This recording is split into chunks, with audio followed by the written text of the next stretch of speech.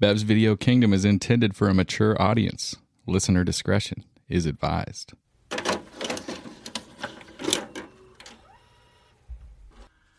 Louder. The dude that fight. Say, the dude. The fight. The dude. You did it The great. fight. You say the whole thing. Say the dude abides. The dude that fight. Good job. Yeah. Good job, Charlie girl. Love it. You just you're gonna live in infamy forever for that one line. We apologize.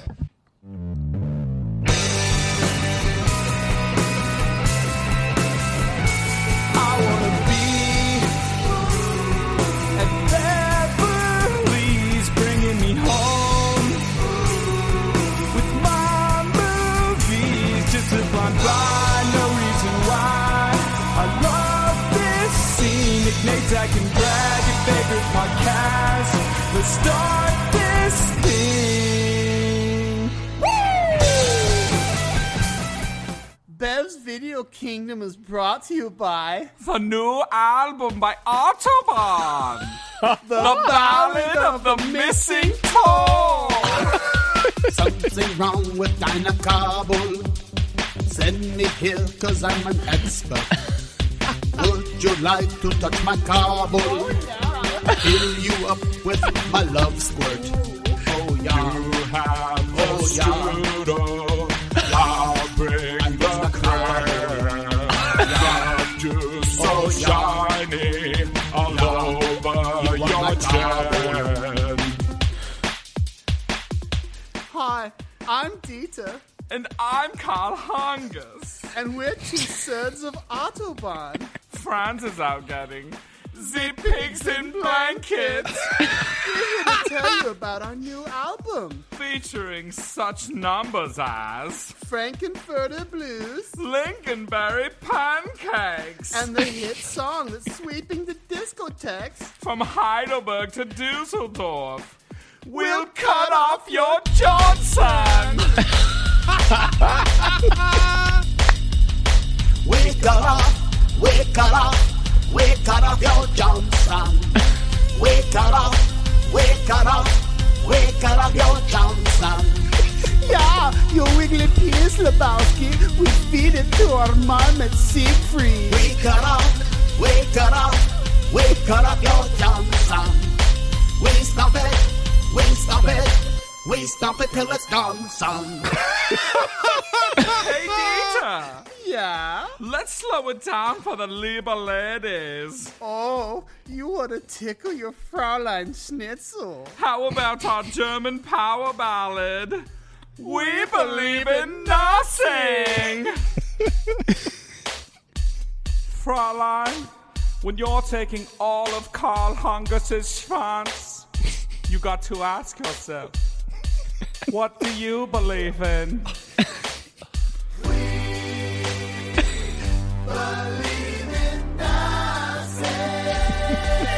Nothing.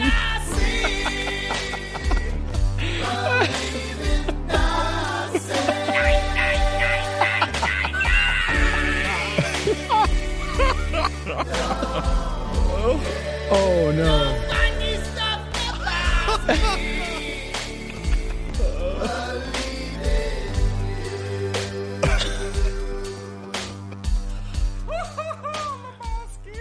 So listen to Carl And listen to Dieter. and give us the money, Lebowski, or we'll fuck you up. Oh, that comes from. Oh, Bev's Video Kingdom. Oh, my Lord. What in the fuck? Jesus. You boys had secrets? You You guys boys been had doing things? secrets? So Scotchbeck hit me up last week and he's like, "Hey, I've got this idea and I think we can pull it off. I don't want to tell the other guys, so you got to keep it a secret." And I was like, "All right, fuck." And so I went over there on Friday night and Scott already had he had the songs already laid out. Or no, you came over to my house on Friday We night. brainstormed on Friday. Yeah, and we wrote all the stuff that we were gonna say and talked about the songs and everything. And then I showed up on Sunday night on my birthday.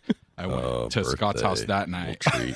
and he had already had the songs all laid out, and we laid down vocals and put down all the stuff in between, and it was freaking. I mean, honestly, it was 99% Scotch Beck, and it was fucking just so my unreal, God. dude. Oh god, That we is got to just- cheers our white Russians to that shit. Holy fuck! So just because this is not a visual medium, I want to point it. man. So just to give you a little, so we're in the Bev's outdoor studio, and this song plays that we've not that Brad, Nick, and I hadn't heard.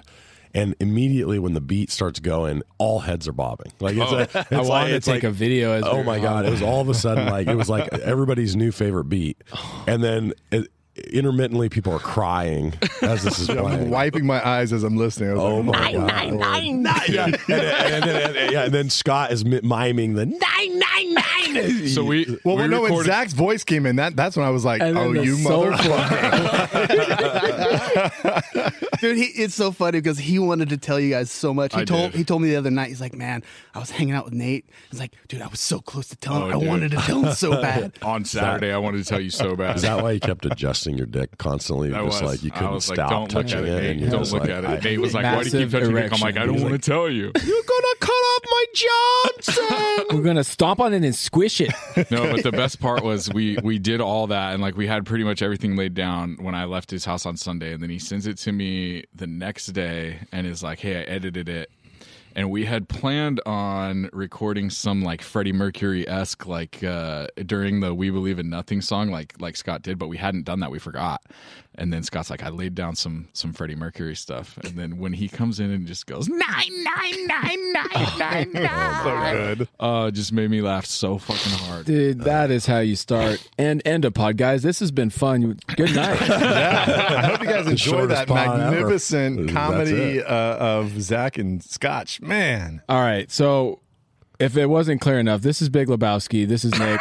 This was my pick. So we're not, but we're not after doing You've that, Got Mail tonight. Okay, not tonight. We're gonna push. We're gonna push you out, mail.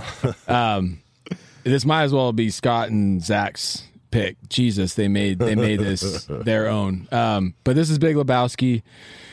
Just a classic, and I can't wait to hear what everyone else thinks. But it was 1998 by the Coen Brothers. I love this movie, and I had not seen it in a while. This was a movie similar to Pulp Fiction to me when I saw this movie. As far as how Nate describes his experience with Pulp Fiction, when he saw it, and it was like, nothing's kind of like the same, will be the same after this type of movie. And I feel like I was late to the game of Pulp Fiction. I was late to the game of this movie. And I We're feel too like, young, dude. We're too young. yeah. And then it was like, you just get it. You get it when the time hits. And, you whippersnappers. and I feel like I probably watched Pulp Fiction and Big Lebowski in the same year, maybe 6 months of each other when I happened to see them. And I Was think it college though, or I did think you it see was it in high school? college. I feel don't like think it I was saw college. either of them until college. Right. Yeah. And so you're just banging out bangers as the banging the bangers. There was a lot of banging out bangers. Is that what we're saying happened? Banging that's out what we're bangers. saying. All right, I like that. but just love the movie. And with the Coen Brothers, I feel like this movie made you feel like, man, I get this movie. Like there's something about this movie, and not everybody that you introduce this movie to, I feel like gets the Coen Brothers. And I feel like that ends up, the more Coen Brothers movies you see, I feel like I can't wait to see them. First of all, it's going to be an original story. It may not end the way you want it to. It leaves you thinking. They always end movies with you thinking, maybe wanting more, or maybe not realizing that you're satisfied with the movie until you watch it the second time, or you sleep on it, or you sleep on it for a week, or you sleep on it for a month, and you realize, you know what? I think I liked it a lot. I didn't like it when it ended. But they're frustrating with the way that they don't tie things up in a pretty bow. I know, and it's like that's their thing, and you go into a movie now expecting it, and I feel like I love that about their movies because you don't want to go into a movie. You want to go in for the experience, and you don't know what to expect, what you're going to take out of it. And they have a range of movies at this point. It's not all dark comedies. There's a darkness to a lot of their films. Their characters turn into caricatures in a lot of cases. They're kind of larger than life, which I think just adds to the movie-going experience. But I love this movie. I love the actors. Obviously, the dude and Walter, to me, are neck and neck as far as Walter's one of my, I feel like, favorite characters in all Coen Brothers A little movies. bit of a sneeze, a little bit of a It's little not. giveaway right It's, there, buddy. you know, Because it's not. what's our draft later this week? Is it It's best.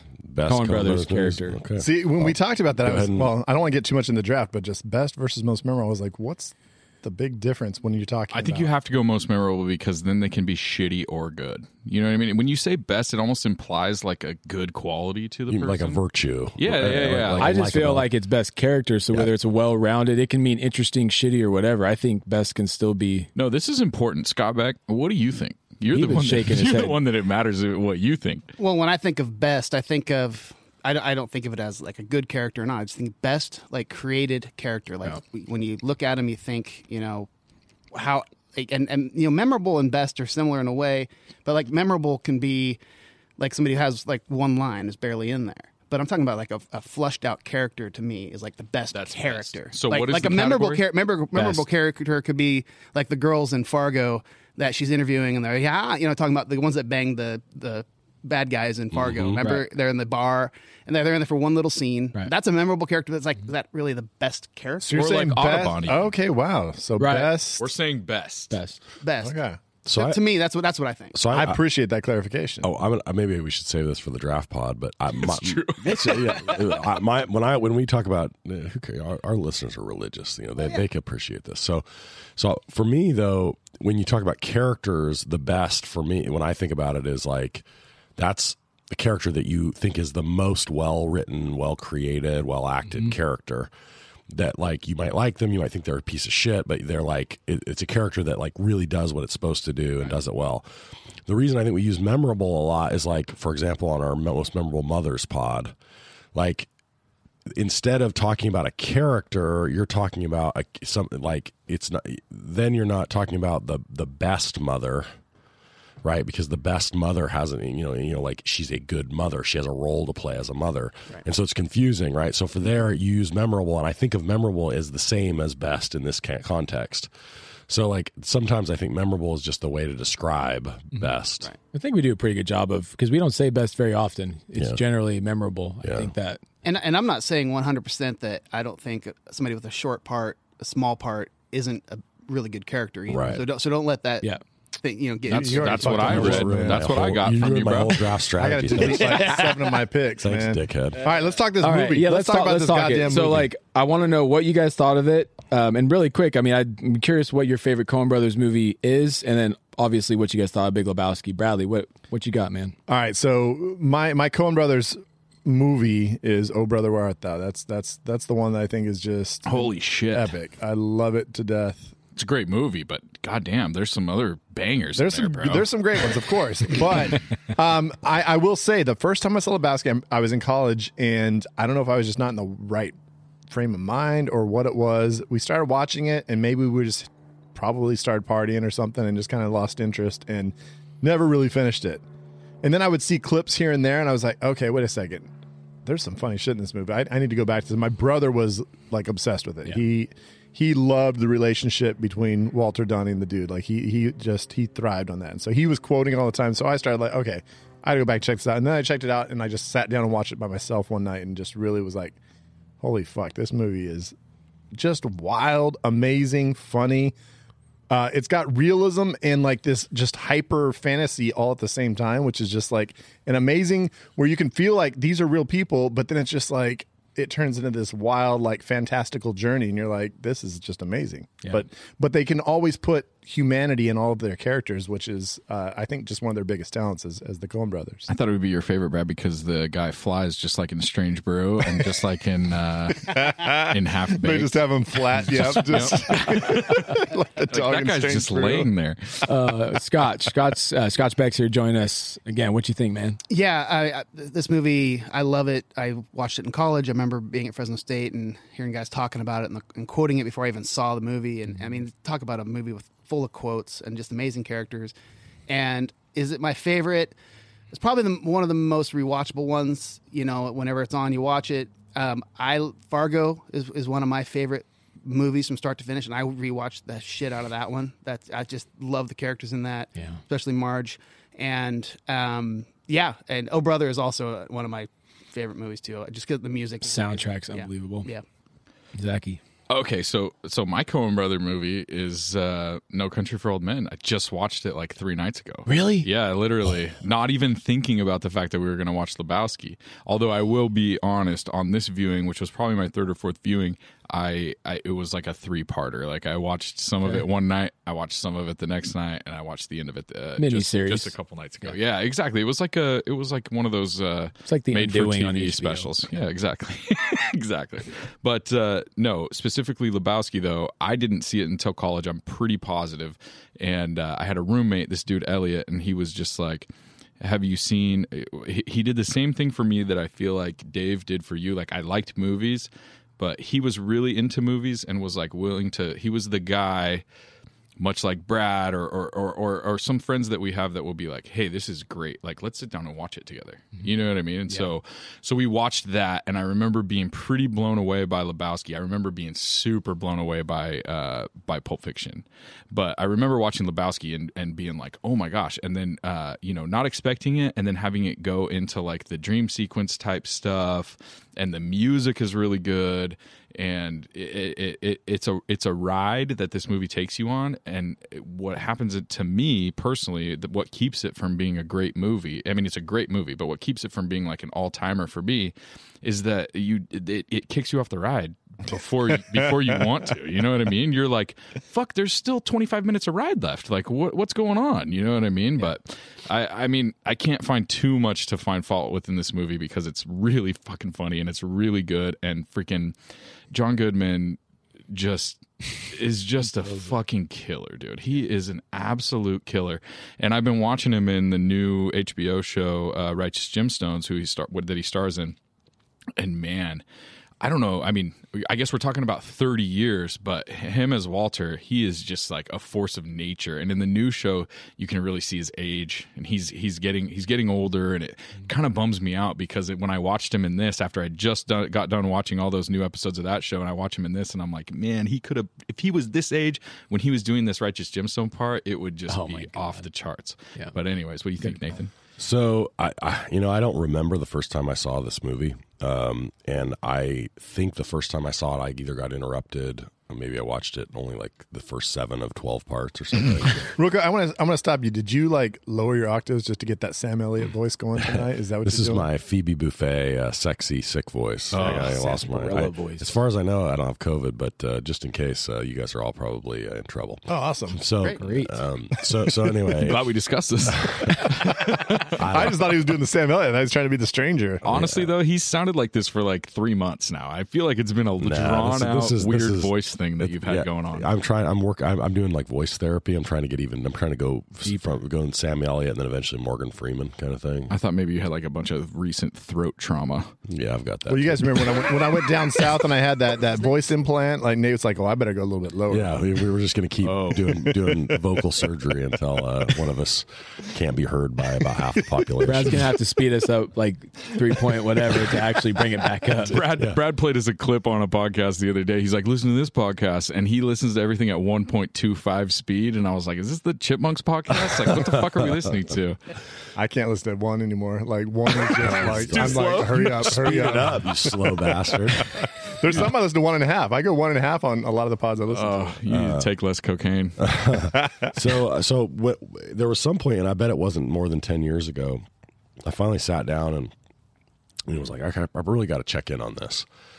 And it was one that like hit me really well that time, and then another time after that hit me even better. And so this was one that I feel like for some reason it grew on me, and it's not that the story is confusing per se if you're paying attention, but I think it's that once you kind of go on the ride, you know what to expect, and you kind of enjoy then like what each turn and so forth. And so for me, like just to give the example, you're talking about John Goodman being a killer, and what I thought about a lot was just how much the delivery of trivial lines in a particular way just does something. Like it made me want to. Like if I had John Goodman on right now to ask, I'd be like, how many times did you say, am I wrong?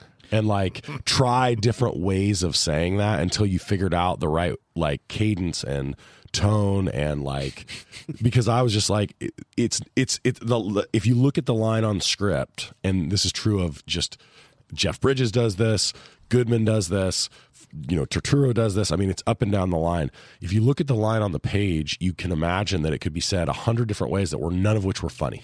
That shit, if you kills just me. read it in a normal voice, it is not funny at all. Am I and wrong? Goodman decided, no, you're. Am I wrong? No, yeah, you're not Am funny. I wrong? You're We not can split hairs here. We can split hairs here. Am I wrong? And I'm just, like even the way he says Donnie's name, Yeah. I'm like, the way that you have this emphatic, like you're just incensed and incredulous with Donnie every time you say Donnie's name. Every I'm just time he like, speaks. He puts it's funny. all the Like- emphasis on the right syllables every single time. every time. And so, like, for me, this movie, there's a lot to like about it, and maybe it's choose your own, thing to love. But for me, it's a showcase, and I'm sure, not to take it away, because the Coen brothers do this in a lot of their movies. So, like, this is obviously also some directing that's happening here, and they write the script. Maybe they hear it a certain way, or maybe they write it with a certain person in mind. But for me, it's like, this is just showcases exactly what happens when you put incredibly talented people together and then let them collaborate on something that it would not obviously be great to make it great.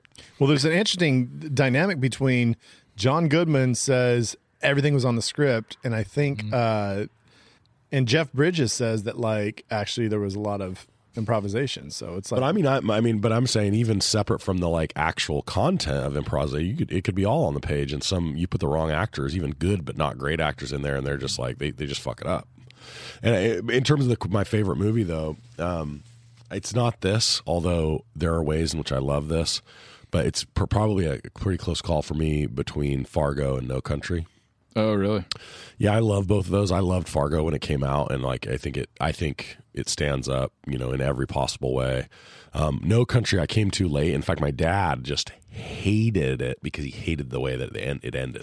Yeah, it's right. He was like, it ended 20 minutes too soon, and I can't stand it. that's what they And so I kind of went into it thinking, like, I'm going to hate this and I'm going to hate the ending. And then, like, I was like, wait a minute, I don't think I hate the ending. Like, I'm supposed to hate the ending. And a lot of times my dad and I have similar reactions in this way. And this was not one of them. See, and you had the opposite approach, because I was told how amazing it was, and everybody was just hyping it up, and I had some friends say, this is the best movie I've ever seen. No Country we're talking about? Yeah, and I went into it, and You were like, I was kind of let down. Yeah. And so it's interesting that you kind of went in thinking, oh, it's going to be a bummer ending, whatever. You actually liked it. I loved it. And I would say, one of the things that to point out about the Coen brothers is you look at their list of films, and I mean, there are some common themes in them. Like, you can see the Coen brothers and everything, but they're not, I mean, it's much more diverse, for example, than Tarantino, right? Like, Tarantino has many more things in common across the films than the Coen brothers, from my perspective. They do a variety of genres, the tone, the music, the sort of stories, so like, I guess I think what sets them apart as truly great directors is they do the things they do really well in a lot of different contexts. And so you're not just like, oh, this is, I'm getting more Coen brothers again, which I love, but like, it's not new. It's always a little new. But No Country is super straight. Like, there's Exactly. there's nothing. It's a thrill. I mean, it's just a yeah. good old There's no fashioned thriller. fantasy like There's no music in the entire movie. Right.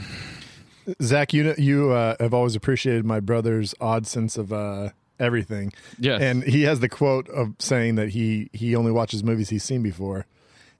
Oh, Brother, Where Art Thou, which is my favorite. I tried to get him to watch it, and he told me one time, he said, I can't watch that movie. And I was like, what do you mean? He's like, I just saw some bits of it, and it just looks like it's just too good of a movie. Like, it just, everything about it looks too amazing, and I just don't think I can handle that. So I just don't want to watch it. I So appreciate. So Andrew. And not to mention, like, the ensemble cast that at this point, like the Coen brothers they almost stack up to like almost to a Wes Anderson, because every time Wes Anderson comes out with a movie, it's a ramble on of 15 of like some of the most top notch actors you can get. Coen brothers seem like they're able to gather They've those got, ensemble casts. everybody. Yep. Like, So that's my thing, is that like Coen Brothers has big casts, right? Fucking Anderson has big casts.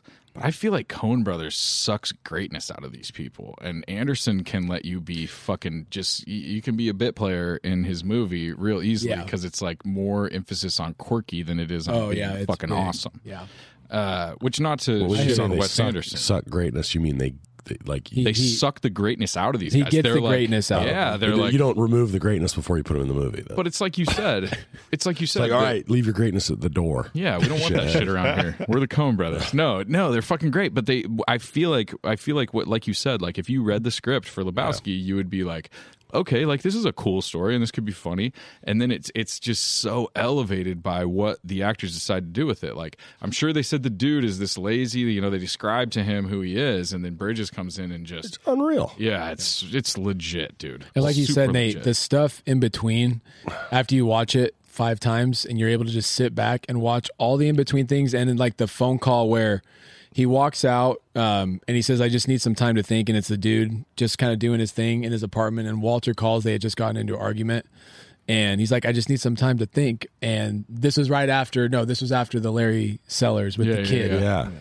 And he asks, and you don't hear him ask, but he's like, no, I don't think Larry was about to crack. That shit just like kills me. Because Walter's still, he can't let it go. No. Just you can imagine what Walter's saying in the background, but the Walter is just he knows that he's on to knows. this. We're this close to I cracking have this so case. much to say about Walter. And then also Jesus later on too, when he's talking about the Shuba Chavez thing, and Shuba Chavez! and Jesus comes up pissed off, and then he leaves, and he's about to crack. When he's like, and so like you all, so then you 8-year-olds, dude. and so you think like, was that whole thing just a thing to get an edge on Jesus going into the semis? You know what I mean? I don't know. Is Walter constantly scheming? I would Right. say yes. Yeah. I feel I like think he's- Walter is the type of guy that's constantly. Ultra And bowling is strategic. the number one thing on his to-do list. It seems like. Totally. on Well, the yeah, because daily. he couldn't care less what Lebowski or what the dude is doing. But as soon as the dude says he's not going to bowl, Yes. that's where he's just like, Fuck the "Whoa, tournament?" Fuck the tournament. Well, and then in the scene after where like the it goes all wrong with the Uzi, and he stands there just incredulous, and he's like, I fucked this up, and he's like, fuck it, let's go bowling. He's like, that's what I want to do. Or just one more is when Donnie starts to mention something about the tournament.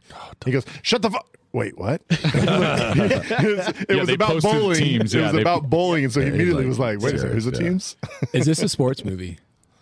Oh, No. I don't think so. I Okay. would say And I would say no. The I don't think bowling is an accoutrement. It could have been golf. It could have been anything. Yeah, I well, and it could have been some other weird hobby. Yeah. Darts or, Which in some ways I like, right? Because it doesn't overdo that No. thing, and it could get distracting. there's more right? in It's- Kingpin than this. Yeah, Kingpin is the apex for Bowling. bowling. Well, you don't ever see dude actually bowl. That's kind of interesting. Like he actually never throws an actual ball. Yeah. They said they had like a world champion train the main actors, and the one scene of Bridges got cut. I'll say that opening little montage with everybody bowling, like god damn, that's just such a well put together scene. And I love the ending too. I love the song, the way that it's playing out with the guitar, the one guy bowling. I love the way it ends with that one guy bowling in the strike. That's got to be the pro, right? That guy's killing it. Yeah, makes you want to bowl. Not me, but I'm not against bowling, but I always think like, especially they had like some slow motion, like bowling motion. That's a lot of torque on your wrist, right? Like I That's feel why they like wear the you're- wrist guards. I guess you'd have to. You're just dude. Like, asking for carpal tunnel. exactly. When I watch him do it, like you're already wearing the carpal tunnel wrist thing. Yeah, they So just you do it. you just don't even take it off? It's carpal tunnel prophylactic. Dude, I just always think like, man, that's got to be some serious like stress on your wrist and like rotator cuff. And I shit, feel like you I've know? seen that opening enough times where that opening scene, a couple of those like people let go of the ball a little early. Have you ever noticed how like, a couple of them it bounce? bounces Yeah. way early. I was like, It that guy bothers fucked me. it up. Every time it bothers me. Every time. Yeah, same here. Because the form's all good. He probably was really nervous to be on camera. And then he bounced Let it. go. It hits like behind his leg. Sorry, whoever you are in that scene. Oh man. So Nate hit on something earlier that I just wanted to touch on, and that is that he said it's not hard to follow. I disagree. I think you're not giving yourself enough credit. I think it's tough to follow on the first watch. I think people first get watch, confused. 100%. Yeah, there's a And lot I think of that's what Nate was names. saying. First watch, it was confusing. But he lot of in and out. said I don't think it's that hard to follow if you're paying attention. And I was going to say I disagree. I was just saying, give yourself but it more was credit. certainly confusing to me. And I'll admit that this time it'd been a number of years since I'd seen it, and I watched it in a few chunks, and I had a little bit of trouble remembering exactly like who everybody was. Once you've watched it enough times and it gets super coherent and you know exactly what's going on, I think it gets better. but I think it takes multiple watches to get to that point. Well, Jackie Treehorn, I think, throws everything for a loop because then you're like, what the fuck? How's this guy's involvement? And it never really kind Doesn't of explain it. It doesn't. He just kind of shows up. And Why is does a Bunny owe character. him money? Yeah, Well, never comes around. because of all the porn, because she's involved in the porn. So, So she's paying the guy producing the porn to put her in the porn? She's paying money to be in the porn. That's an interesting business model. But that's how she was involved with him. So Right. we No, don't know how. I get that. He but loaned her yeah. money for something. Right. But because Jackie Treehorn presents Logjammin' is Yeah. So and she was in that movie. That was the movie that she was in. That's why I'd be curious. Just a little explanation of why she owes the money. Yeah, the Coen Brothers don't want you to have that, Nick. She owes money all over But town. I want it. Yeah. All over town. See, but a lot of it is like assumptions made by Lebowski. Like she owes one guy money, right? And fucking he's like, she owes money all over town to all these people. Pornographers. Kidnapped herself. That's cool. Yeah, exactly. Fucking strumpet. Do we got enough room for Joel and Ethan to get out here or what? I think we can. Make Yeah, room. we can talk to these two guys. directors. If we ever have We got two Scotch directors. back here too, so I don't know if I got two knees. Let's snuggle up. I know we've only been going for like 5 minutes, but I need to pee.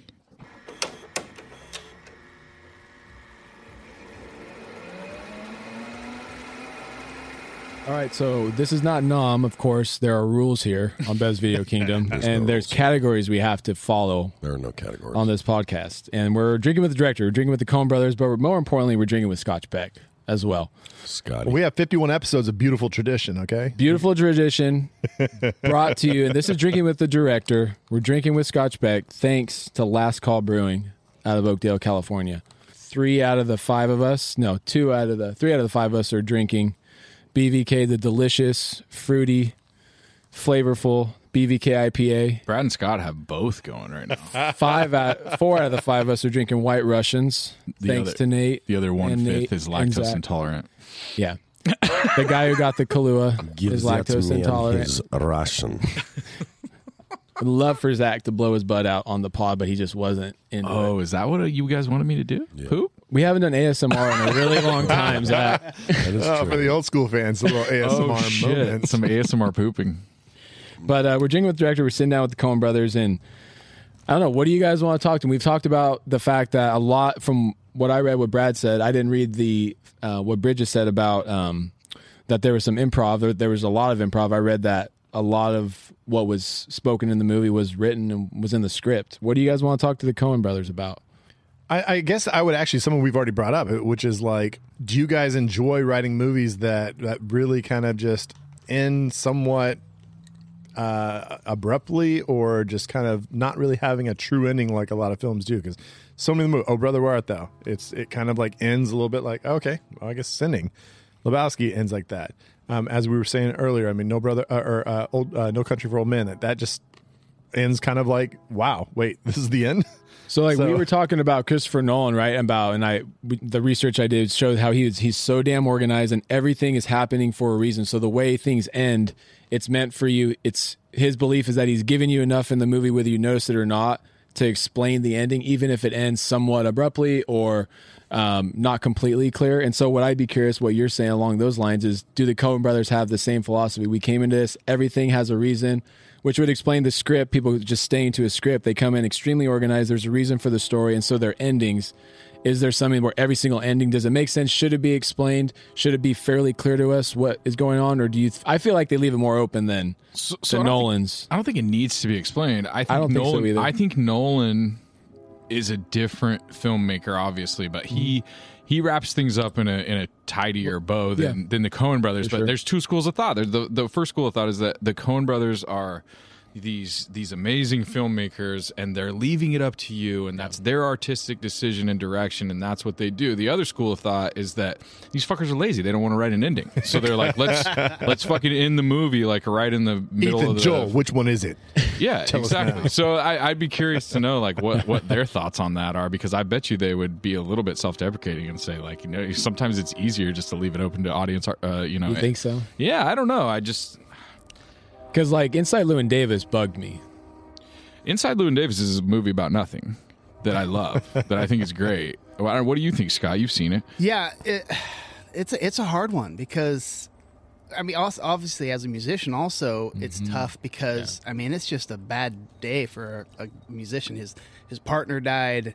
You know, he's trying to make it as a solo artist. He can't get any gigs. You know, anything good going on. He goes to this audition, like, and nothing works out for him. He sings that song with Justin Timberlake, and then he doesn't. Han Solo's kid, and then he doesn't take the he signs to get the immediate check, immediate money, and then next thing you know, it's like that song's gonna blow up. Oh. So anyway, so that song was that movie was a rough watch for me, but I loved the music, and for it to end with Bob Dylan stepping up to the mic, and that's how it kind of ends, Right. and he's on his way out, kind of a thing. So I think of this a little bit, and I'm curious to hear Nick's commentary on this, but you know, it's kind of a high risk, high reward strategy. Yes. If you're somebody who's very talented, in the sense that, like, so if you make a garbage movie and you leave the ending like open to interpretation, everyone's just like, that's just a pile of shit, right? I mean, in other words, the ambiguous ending doesn't buy you like. Or probably in most cases doesn't buy you like the Points, the critics, like, you know, you're doing something different, you're not following the formula kind of accolades. If you're making something that's really good, then in terms of a movie, then all of a sudden, right, some people are turned off by it, like my dad, who might have loved a movie that wrapped it up a little tighter. But there's a lot of people that are just like blown away because they're like, okay, now I get to be, it's almost like you take the viewer and allow them to be a part of the film process. You let them kind of be a part of the interpretation of what's going on, and they get to debate it and think about it, and it makes them more an active, engaged, like, you know, long after the movie's over. I think of this a little bit the way I think about, you know, I wonder about art, right? So, I mean, there, you know, you often, I think, see people, and maybe from a totally different venue, the way that you think about wine tasting. Or, you know, with art, right? You create really abstract art, and you know, all the way to like the Pollock type, you know, what do we even call that? Pollock is like abstract. I think it's called abstract expressionism or abstract right? art, yeah. So stuff that where you look at it and you know, like a lot of people would look at that and go, and that's just fucking paint splatters, like, and, you know, but of course, you know, he's obviously talented. There's obviously something there, so people look at it over and over and again and go, okay, the fact that we don't know yet what it is part of what the charm of the thing is. Did Pollock ever get in the little straps and go naked and just splatter the paint as he's like flying across the? I want to know the answer. I hadn't hit yet. Yeah, I hadn't even thought about the God connection damn, that's there. a good point. But I'm just saying, like, I guess I wonder whether or not, like, not doing things a little bit different and leaving them open to interpretation is a bit of a gamble. And if you're great and if you do it consistently, people are like, okay, I'm in. Well, yeah, with the Coen Brothers, it becomes an expectation of, as you're watching the films, if you know that that's kind of like what the expectation is, then you're like, oh, here they go again. But there are always okay going to be people that roll your eyes at you. I mean, there are always going to be people that roll your eye. You have to be able to have a little bit of a thick skin because they're going to roll their eyes about it, right? Like, you're going to be like, you're just trying to be different, trying to be contrarian, trying to not wrap this up. And, you know, I like wrapped up things, so fuck you. Well, and we're talking about, like, let's think about some of the movies that I think we've all seen. So honestly, more I think about it, Big Lebowski doesn't leave much open in comparison to No Country. For sure. Same with Fargo. Fargo gets wrapped up. No Country gets wrapped up. No, I don't think No so. Country? No, I mean, I'm sorry. No Country's the only one that doesn't. Oh Brother gets wrapped up. Yeah. I mean, it gets. I don't think Lebowski gets wrapped up. No Country doesn't get wrapped up in the book or the movie. So what does not get wrapped up in Lebowski? What happens to what is Walter and the dude's relationship now post Donnie like? Yeah, but that's minimal though, as far as what we're talking about the storyline. The audience isn't looking for that relationship to who get gets wrapped the up. money? Like, where's you know, what happens? There with, was no with, money. with Bunny. There was no money. Bunny ended up back at the house with Lebowski. Nobody really cared as long as she was alive. So literally nothing. So she just. I don't know. No, it was wrapped up. It was just like, are you okay with the way it got wrapped up? Then now that you're saying it like that, I'm like, The Big Lebowski tried to scam and tried to get the money because he knew Right. she was going to be out of town, and this whole thing happened, and it just it wrapped Well, he up. knows Bunny doesn't care about her. Like, I mean, doesn't care about him. Like, Right. he's just like, whatever. So it was like based on, which I don't know. Do you guys know anything about the Raymond Chandler mystery? Was it mystery stories, detective stories? I don't know if it's movie shows. That's what his story was based on, and maybe maybe it's a quirky take on detective stories. I didn't do any digging into it, but that's what they're based on, are Raymond Chandler detective stories. So maybe there's some quirk going in there, where maybe they're Not so long as like like the Pulp Fiction approach to, it's like a lighter take to a detective story. It's not like a full on dark comedy, but it maybe doesn't deliver in some ways that a normal detective story does. The ending maybe isn't as tight, as like a nice present or wrapped up bow as you might like. But I don't know. I have no idea what a Raymond Chandler detective story looks like, so I can only guess. Well, something that I'd be curious to know about from them is, what do they find more important in a movie, the story or the characters and the dialogue? Yeah. Because to me, watching a Coen Brothers movie, a lot of them, it's all about the characters, it's all about the dialogue. And I'd like to know from them, like, how do you get, like, a character like the dude, you write down, okay, he's a lazy guy or whatever, but like, do they I want to know about their process. Do they get together with Jeff Bridges and like say, okay, here's your, what do you got? And then he does some things. They, we love that. Or like, do they workshop it, or do they just trust the actors? Like, that's what I want to know from them. Yeah. It was a combination of a few guys that they knew. So they had an idea of who they did have wanted. some ideas of who they wanted, and I'm assuming Jeff Bridges always says that, like, oh, you wrote it, and basically that's who I've been. Like, outside of like my acting, that's who I am, and like you guys basically wrote me. Like, and so he kind of embraced it. And there's this big question of like, once he played the dude, did he just become the dude, and that's like who he is the rest of his life? So wait, he was saying that before that he wasn't the dude, but he became the dude? He's saying that like that's who I am outside of Hollywood, and you guys basically like wrote who I actually am, and now like I get to embrace myself and just kind of just roll. I mean that's even more. One of the, so we're gonna cover Hell or High Water here in a few weeks and in a couple months, and I mean, if you contrast the dude with the sheriff in Hell or High Water, there's some things that I suppose are, but I mean that contrast right there just shows you.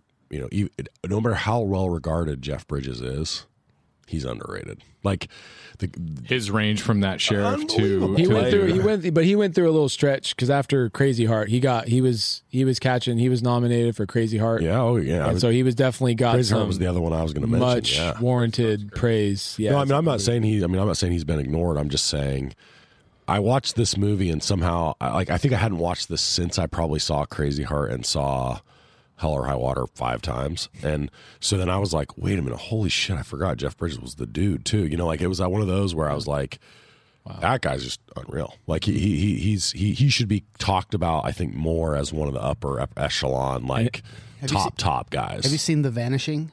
Yes. Oh yeah, way back. Yeah, so weird. He's so creepy in that, dude. Yeah. Russell Coburn too. He was in Tron. He was kind of like the leading man, kind of hero in Tron, and then he goes to Tron Legacy, which comes out many years later. And my son and I had watched a bunch. We'd watched Tron Legacy a ton when he was young, and so we watched Lebowski together this time. And after I was like, "Do you see a lot of Lebowski in his character in Tron Legacy?" And it's like, he's got kind of the exact like dude vibe almost in Tron Legacy, which is kind of funny because he's just playing like this, like, oh man, we're into like cyber jazz and all this stuff, and like he's just kind of like a very much laid back, calm, collected dude living in like this cyber universe. So it's kind of cool. Some like casting and half-ass internet research as far as potential. Don't you dare steal some of their bullshit. Rewatchable stuff. So I read the dude was offered to Mel Gibson.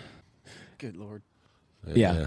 I know. I'm not in on that, although Gibson does grow a nice beard. See, I heard they wrote the dude, Buscemi's part, and John Goodman all were like, and Turturro were all written like essentially with them in mind. I'm buying that 100%. Turturro was evidently embarrassed after he saw the movie. Like he said he wants to like roll with it, and immediately when he saw the part, he was embarrassed. And as time went on, he like warmed up, but he said he was like embarrassed of like the character that he put on the screen. Which did anybody watch the Jesus movie? Crazy. Has anybody watched the Jesus movie? I started it and it's terrible. It's terrible. I didn't get through it either. It's not good. Okay. Well, I saw the beginning. They kind of explain how he got involved with 8-year-olds, and he was kind of framed because I was thinking like, why would we watch a movie about a dude that like touches kids or whatever? But it's one of those like explaining. Like he went pissed. Like a Maleficent, where they're like explaining why she ended up being bad. It was he got screwed. It was like he wasn't really a pederast like Walter says. And then Robert Duvall, Anthony Hopkins, Marlon Brando were considered for Jeffrey Lebowski. Brando, which would be interesting. Wow. Brando would have been wild. I thought the guy that played. He was really good. That played the old Lebowski was awesome, but like I think that role could be a lot of different people. Yeah, especially in Coen Brothers.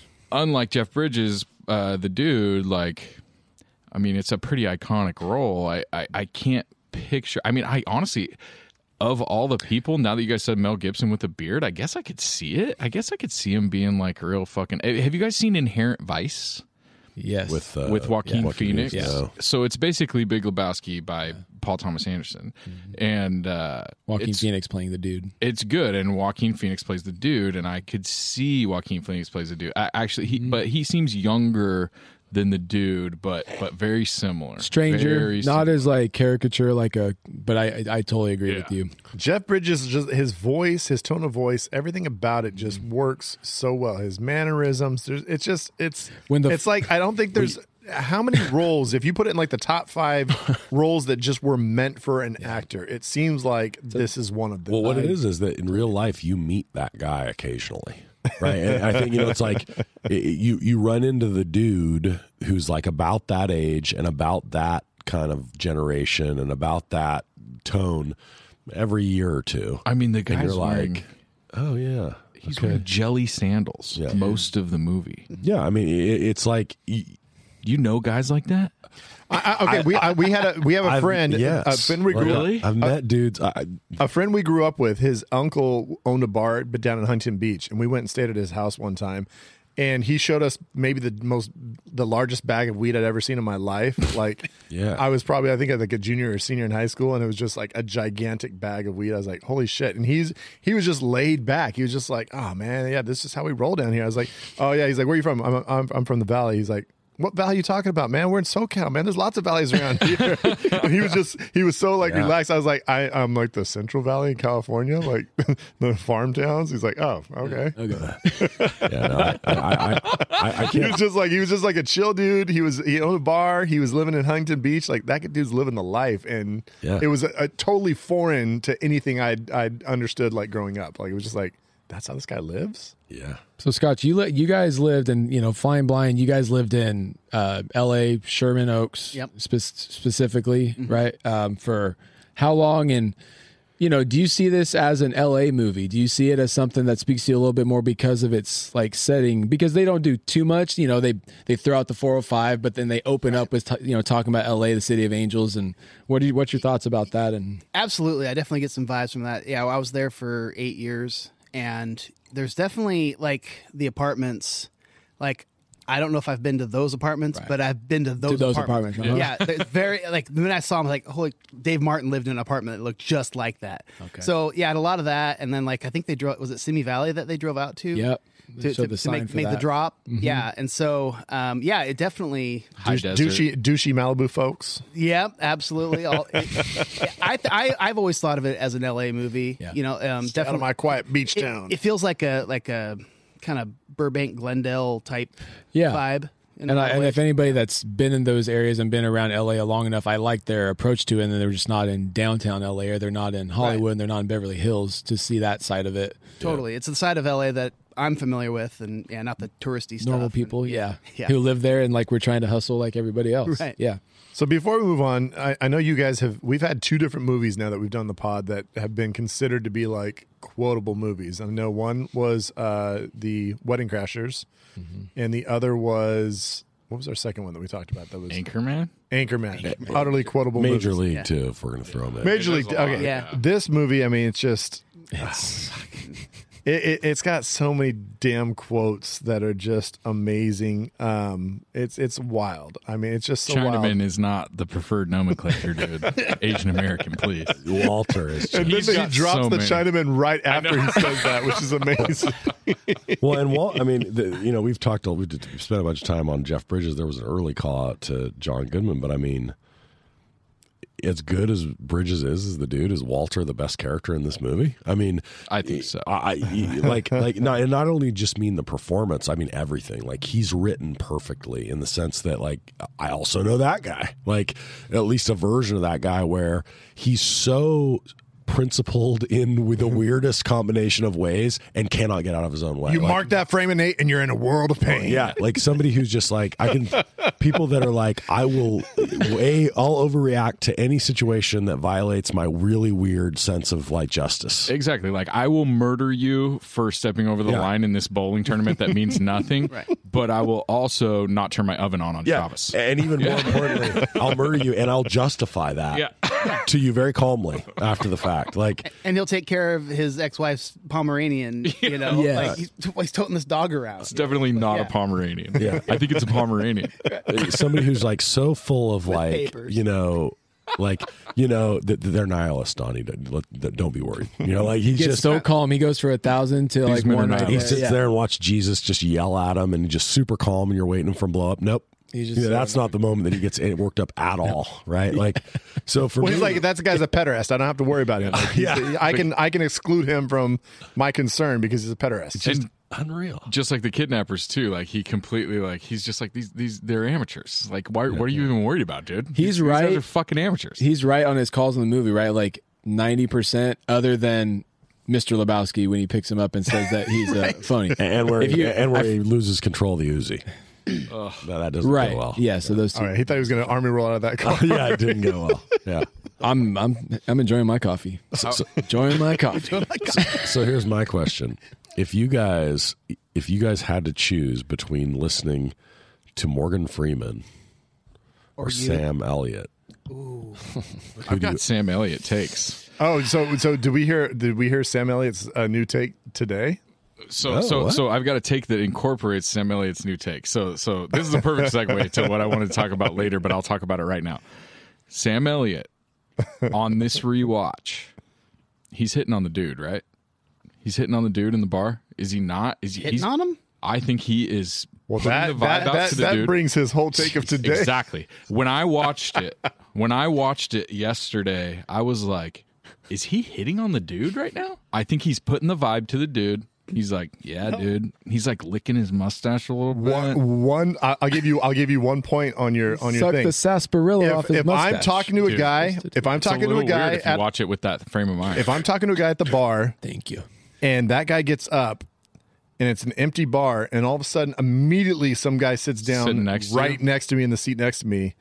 Oh, what's this guy up to? What is his- I'm going to be concerned. The narrator. He's got like a If weird. it's an Crossed my open mind. bar and the guy that I was just talking to gets up and leaves, and then all of a sudden somebody jumps into that seat. I might think that I might be like, why are you in my personal space? I probably wouldn't be like, why are you trying to get up on my D? It's like the meme where the guy's at the row of urinals and there's all empty ones, and then somebody comes and pees in the one right next to him and looks at him and goes, "Hey," you know. That might be different. I think, and I love Sam Elliott, but in light of light of recent comments, this may have influenced my Wait, my what are the watch. I missed what are this. the What are the comments? recent So he comments? recently came out and said that Power of the Dog is a bullshit movie and he thinks it sucks. He was on Mark Maron's podcast and basically said that he thinks Power of the Dog is a bullshit movie and he thinks that it sucks. And whether or not you think that is either way, he then cited the reason that he didn't like it was because it made cowboys out to be into homosexual shit or He something says they're like wearing that. their chaps with no shirts on, and he's like, "What's that all about?" And then he's like, and what is he also a little sexist as well. He said, "Why is a New Zealand woman writing about the Old West and like think that she can like actually have a good take about it?" Like, Awesome. So Sam Elliott was like, I'm just going to be Clint Eastwood Problematic. today. Yeah. I mean, he didn't go like full Eastwood, but he went a little. He went a little. I thought it was a little off. Borderline And- Gibson. And I had read that, and then I watched Lebowski, and I you I were was like, like, wait a I was minute. like, man, it really seems like he's Is hitting on Elliott trying to Lebowski throw right us now. off? Dude, I thought he was throwing this is game where at I've him, said this bro. for so your brother-in-law and his husband, Yes. they need to weigh in Wilson on Don. this. We should ask Wilson Don. They need to watch Wilson, Lebowski. Don, you know Don's listening. Don, I need you to comment on the socials and weigh in here. Don's Watch probably this seen thing. it. I don't know if Wilson's seen Big Lebowski. We'd have to ask him. Okay, so this is a weird take because to me, Sam Elliott is God. Because he's kind of The narrator, God, whatever. and he just shows up. The music he comes knows in. his name He's before. like a mystic. Yeah, he knows that about. kinda- Yeah, right. and like he's a mystic character. It's not. Oh like no, God, no. God. And I thought the same thing the first Right. like 8 times But I saw so, it. So what you're saying is God is gay. is what you're saying to me. I wouldn't have any problem In with fairness, Okay, I think there you God is bisexual. If we're going to really do, but that's a whole other. Now we're that's a cooking. different podcast. Now we're There we go. cooking. No, but yeah, no, Cooking with I've never once considered that he was hitting on him at all ever. But neither. I mean, I'll I'll watch it again. Watch it I'm again and telling watch you. Elliot's I wanna face hear when he it. looks at him. He's excited to talk to him, and he's like, Because he likes him. it's strange. No, it goes to. I mean, and maybe this is homophobic of me to say this. It's definitely I'm getting a, But I'm what getting I'm a saying is major like- homophobic vibe off you, brother. To me, No, I just kidding. got a little bit of a Elliot wants to fuck the dude. I got a little bit of that. Like, I feel like that. I actually feel like that's you're opening your. I don't think it's homophobic. You're just opening your worldview a little bit. You're like, okay, I'm starting to feel this a little bit. You know, I'm about starting. 2%, Nate. Nate, I got to say about Sam Elliott and the dude when they have their conversations. There's one part of it that always reminds me of something associated with you, which is no. So What The percent? 8% What gay percentage? part? the stranger says, "Do you have to use so many cuss words?" Right. And he says, "What the fuck are you talking about?" And that always reminds me of one time. So Nate's family has gotten during the summer for a week for like ages. They've gotten Since I a was beach 7. house since he was 7. They've gotten a beach house in Santa Cruz, and he's always been super gracious to have like his friends come join him for a couple nights here and there. And so this was probably like senior year of high school, junior year of high school. Myself and 2 of our buddies, we came up to visit. And so we drive up, and so we're guys in the car the whole time, little road trip. We're cussing, blah, blah, blah. We get to the house, and we walk in, and it's like Nate and a bunch of relatives are all kind of sitting around in the living room. And we walk in, we're kind of like making introductions with folks. And one of our friends, he's just like, oh, man, fucking blah, blah, blah. And he drops the F-bomb. I kind of look over like, come on, man. We're in like, and then he's like, looks at me, he's like, the fuck you looking at me? he just kept like doubling down. He said like fuck like 3 times in a row, and I'm just like, bro, Was like, this Arlen? yeah. Well, so this is the just to bring it full circle. Arlen's parents were the bought Bev's Video Kingdom from Bev. Yes. Oh, really? Yeah. No shit. Yeah, Arlen is like one of the nicest people in the world, and like somebody who like would have probably been horrified. He probably was horrified the second he realized it. He was just in like full on bro mode, and then we got in the house, and Yeah. he just kept it going, and I'm just like, dude, and like, what the fuck are you looking at me for? It's like, dude, look at, come on, we got a bunch of Play it tight, play it tight, play it tight. So that just reminds me when he says, "Do you have to use many cuss words?" He says, "What the fuck are you talking about?" Because what's really funny is that Brad, when he says it about the cuss words, it made me immediately think of your father, because you always talk about he doesn't even listen to the pod because of all the cussing that we do on the pod. My dad and the stranger probably have a lot in common, except for maybe the homosexuality. Loves him some sarsaparilla. Jeez, I was really trying not to take it there. Brad beat you to it. Brad, you brought up the quotes. Is there any quotes? I mean, you brought it up and then we started talking and you didn't come back to some, some I of your mean, favorites. my all-time quote, and I don't think there's maybe a funnier line that's ever been written or just the way it's presented, is when a guy picks up the bowling Dude, ball. I have this what at the the time. fuck is this? What the fuck is this? Oh, it's obvious you're not a golfer. It's just the way he says it, the way he just presents it. It's just so amazing. And for the guy to not know what a bowling ball is, No, what he's is so that confused. about? It was the Chinaman. Obviously, you're not all. It was the Chinaman. He didn't. Maybe they don't have. That guy, the Chinaman, is barely Asian. Like when I first saw him, At least I'm what housebroken. Chinaman? What Chinaman are they talking about? Like that guy Yeah, doesn't the even dude look has Asian like at all. black hair and Yeah. like. The flat top, black flat top. Did you guys notice that Donnie's wearing a shirt that has a different person's name other than his every time he's in not. bowling? I did notice it. Well, at one It never point, says and Donnie. they never say anything about it. I didn't read anything on it. It never says Donnie. Like Walter has, I think, a Walter sometimes. I feel like Or his- Donnie isn't Donnie the guy though that would like go to the he's probably shopping at the thrift store looking for bowling That's shirts. what and I'm he's just like, I don't curious give if a there's shit. something. So there's a book on the making. I think there's a book on the Big Lebowski or the making of it. So I wonder if it just talks about a bunch of, because it has such a cult following. I wonder if they just wrote a book on it and all these little nuggets. So we were talking about favorite quotes. I think that it's not even a quote. I think my favorite part of this movie is Walter's eulogy to Donnie and then shaking the ashes out, and they just cover the dude. It is so funny every single time. It makes me laugh so hard, and he doesn't even react. He just has that he just closes his eyes and closes his mouth, and he's just like, oh, sorry, like he dude. knew it was coming. Oh my Well, and he finally erupts on Walter and just lets him have it finally. But even before that, like not even the eruption on him, just like Walter's little speech, and then the ashes flying in his face just makes me laugh so fucking hard. I mean, obviously, Walter, every interaction with Donnie is just, I mean, Donnie seems like such the nicest guy, and yet he just gets shit on constantly. Those are the guys that are friends with guys like Walter. Yeah. Guys that are cool with getting shit on. And this is the other thing is like Buscemi plays kind of against type. Like this is not. I don't know if I can think of another role where he's like this. He's not. He's usually a little bit of a like. He's witty. He's going to have to come skinny back. prick. Yeah, you know? and he's going to be able to weasel his way just out. a doormat in this. And like you don't. You look at him and you're like, I didn't think that was in your arsenal, right? As weird as it is, and he's just the perfect straight man for Goodman, who's just over the top. The two of them together are just when he comes into the dude says, "I don't care about that. I care about my Johnson." Or no, I need my Johnson. And Donnie's like, "What do you need that? What do you need that for, dude?" So funny. And he's like 100% serious. When he looks at him and he goes, "Phone's ringing, dude." Thank you, Donnie. And right there, even those little quotes, right? Again, it takes me back to this thing where it's like it's nothing you can see on the page. Where like the fact that the dude calls himself the dude, and then they refer to him as dude without the way that we would refer to each other as dude. So you're like, it's like the phone's ringing, dude, and you're like, every time you laugh because you know he's using it as a proper noun. Yeah, but like it's the way, I don't know, something about all those little things, and for me, I guess there's something special about the kind of comedy that hits you in a way where you like feel almost confused or like about why it's so funny, but you just can't stop laughing about it. And I like the world that you live in where everyone's down to call somebody dude. Just that you call me that, and then that's what everyone calls that's you normal. first time. Yeah. So I'm a big San Francisco Giants fan, and my favorite Giants writer of all time, this guy Grant Brisbee, who's just he's I don't want to say he's Bill Simmons, but he's in that aspect of like can combine pop culture with sports. And You mean the famous podcaster Bill Simmons? That's what I'm talking about. Okay. But Grant Brisbee is the most underrated writer. He's one of my top 5 writers of all time in the history of the world. He's amazing, and he still writes. And he just recently did an article about Tim Lincecum not getting the Hall of Fame, and he based it all around how Tim Lincecum was called the Freak. And so he basically used the dude as kind of like using the freak as the dude. So he like the whole article brings all these little references to Lebowski, like the dude, but using the freak instead. And it's an amazing article.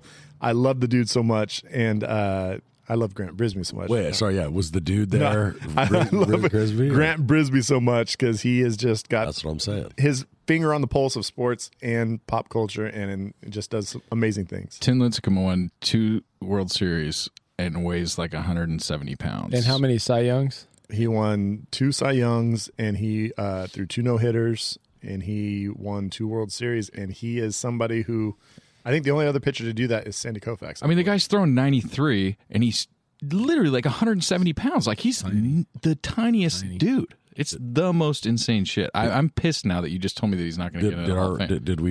Did our listeners just turn the channel to KNBR? He'll get in. He'll get in. Hey, it's the Razor and Mr. T here on KNBR 680. Little bear. I will say real quick, if you know old school KNBR, Ralph Barbieri, the Razor, I always thought he sounded like Joe Pesci. He reminded me of Joe Pesci a lot. Yeah. All right. All right, on that note, let's go on to Shag Snag Body Bag. Oh yeah. I remember driving home from work. Saxon already. on the day that Ralph got fired. When they fired him, yeah. And he cried on the air, and Tommy was crying on the air. And I was just like, this is the most insane radio. They just fired a couple more people, too. Dude. And then your cassette tape, you pushed record.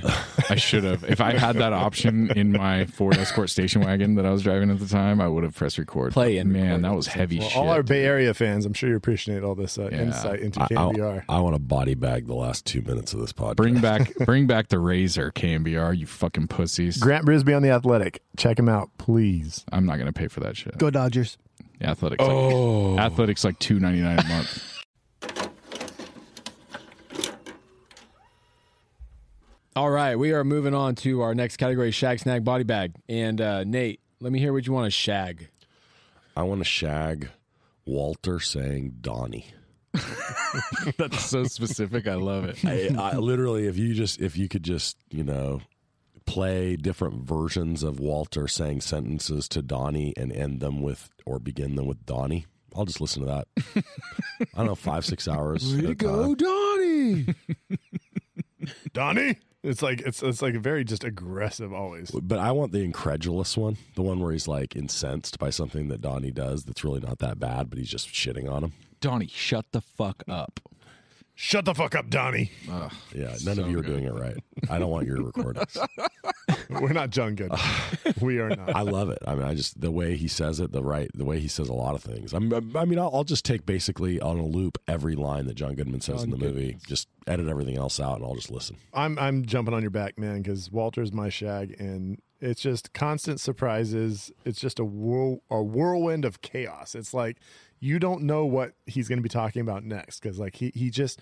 I love just how, like I said, when dude says Chinaman, and all of a sudden he's like, he keeps kind of going with it, and then in the middle he just stops to remember, oh, that's not the preferred nomenclature. Like, it's just the fact that you never know what he's going to be talking about. Super calmly, he's like, Asian American. I can get you a toe. I can get you a toe. Yeah. So you want a toe? I'll get you a toe. Or when he tries to talk about just like the marmot, like licensing, like that's just illegal. And he calls it an amphibious rodent. I mean, that dude, you never know where the fuck he's going to be coming from and what he's going to say. And it's such a great character. Oh, man, I love Walter. What do you got, Zach? So, I mean, it was going to be my snag, but I feel like I should just jump on the bandwagon and put Walter Sobchak as my shag, because Jesus Christ, dude, he steals the movie. Every scene that he's in, he steals it, and I think he's just absolutely amazing. I love Goodman all the way from Roseanne to Lebowski to Righteous Gemstones to everything in between. He's just unreal. Have you ever seen anything where you're like, oh, John, like he's the absolute antithesis of a Tim Robbins for me. It's like when I see John Goodman's in something, I'm like, oh fuck, this is gonna be something. There's gonna be some good shit going on because John Goodman's gonna bring something to this. Did you guys ever role. see King Ralph? Yeah. Oh yeah. Fucking leading comedy role. Like he's great in that. Yeah. It's so funny. It's a classic. It's a dumb classic, but it's classic. good. Yeah. So I can't not piggyback on what you guys are saying, because I think he is, as far as I think, and that's the tough thing when we do the draft next week or in a couple of days. It's like the dude is probably like 90% of people's one of one, but I think Walter's the 10%, Walter's 90%, whatever pick. you're. You know what I mean? You're. Fuck, dude. I just can't. I don't know if you can get away from it. All right, since we're all jumping on each other's backs, this is gonna be uncomfortable. I'll jump on Zach's back, and whoever. So Nate's the bottom Nate, of. can you hold this, Nate? Can Yeah. you hold all of us? I think. Well, according to Mike from last week's episode, I'm the big guy who would bake it in prison. He did say that you were So the I'd base say, of the I'd pyramid. say, yeah, I can handle it. I'm the smart one jumping on top last. No one's on my back. But I'm gonna. So it's Walter, but it's actually the dude and Walter's friendship, and it kind of all comes together at the end, right? And it's that conflicted. They've found each other at this time in their lives, and they can't really. They love bowling, they love spending time together, whatever that means, and they can't not be together. They keep kind of coming back to each other for one a rhyme or reason. And Donnie passes, but at the end of the day that you feel bad for Donnie, but obviously with the way that he was treated, it was kind of a Walter and dude friendship, and poor Donnie was kind of on the outside. And just like the hug at the end and how like frustrated and disgusted dude was with like the ashes flying in his face. But the hug at the end, Lebowski didn't want to, but then he hugs Walter at the end. And I kind of just dug their friendship. The phone call we talked about, as far as he's just calling to check in to see if Larry was going to crack. So they're just calling each other just casually, just to bullshit. And Walter was bugging him. So he had to call except in the Shabbos. Right. But no, as you said, Nick, earlier, you mentioned the fact that he always actually was pretty much correct in his assumptions. Like almost. Yeah. Except for picking up the Big Lebowski and trying to get him out the wheelchair. Like most of the time he was spot he read on. some stuff right. He was spot on his reads. So, And that's like that's kind of, they were like a ride or die group a little bit. You know what I mean? So that's my shag. So we can move on to snag. Zach. So my snag, which was my shag, but I've flip flopped now, is basically like, this movie is and we've actually picked this for Shag Snag Body Bag before. I think Brad may have picked it for Home Alone, but this movie is the ultimate like incompetent henchman movie. And if you think about it, like you could think about Walter and Donnie as like Lebowski's like incompetent henchmen, you know what I mean?